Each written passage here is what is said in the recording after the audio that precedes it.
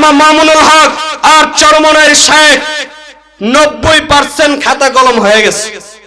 কয় পার্সেন্ট? 10%-এর জন্য দোয়া করেন।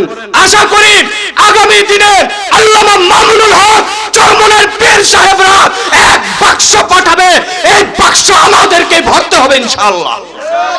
পারবো তো ইনশাআল্লাহ?